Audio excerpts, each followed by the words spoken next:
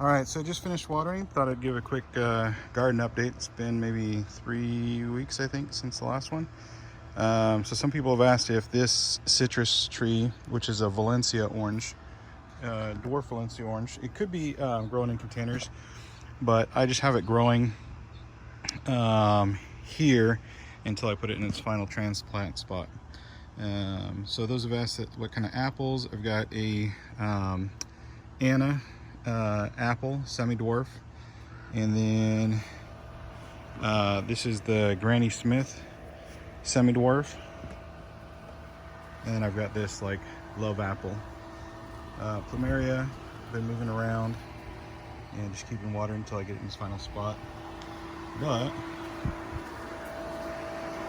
I've also been taking rootings.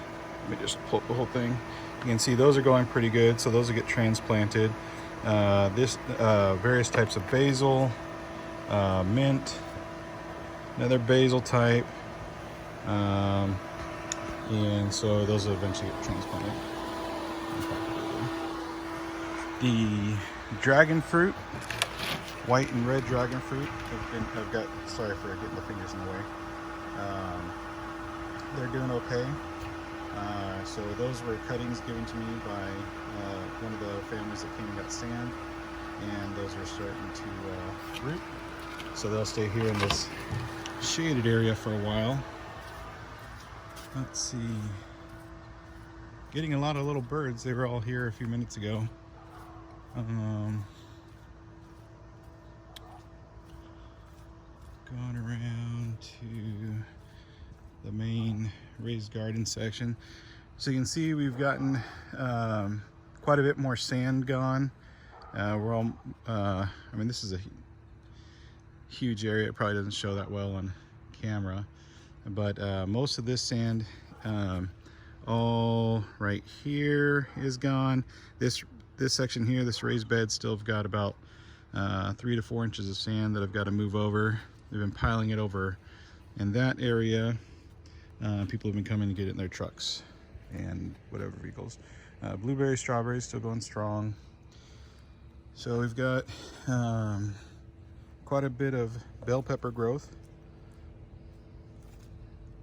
Looks like maybe got one that had a blossom end rot or something there. So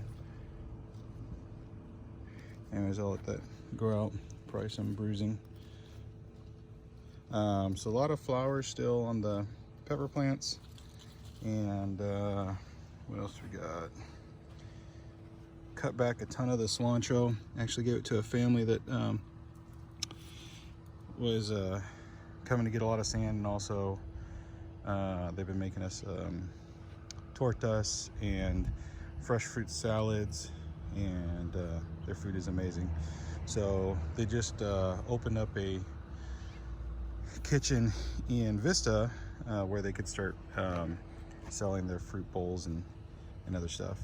But okay, so real quick, broccoli, kale, those are coming in, and onions still haven't sprouted yet. Still got the mint there going good. And these are cucamelon sprouts. I don't know if they'll, well, they're probably growing time to give us some fruit. Lorelei really wanted to do those. So, but I wanted to show you the difference. So this is an eggplant, and this is in the self-irrigating raised bed. That was planted about the same time. I'm kind of using these transitional buckets. And you can just see the difference in the growth. You know, there's two, one here, one there. We're just having the different growth medium, the consistent watering source, and also this was more of a traditional raised bed soil, and then this is more of a potting mix.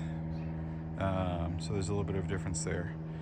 So I'm really liking the self-watering raised bed ideas. I've got to add a little bit more soil as things have settled down at the top, but I'll wait for most of the plants to get harvested.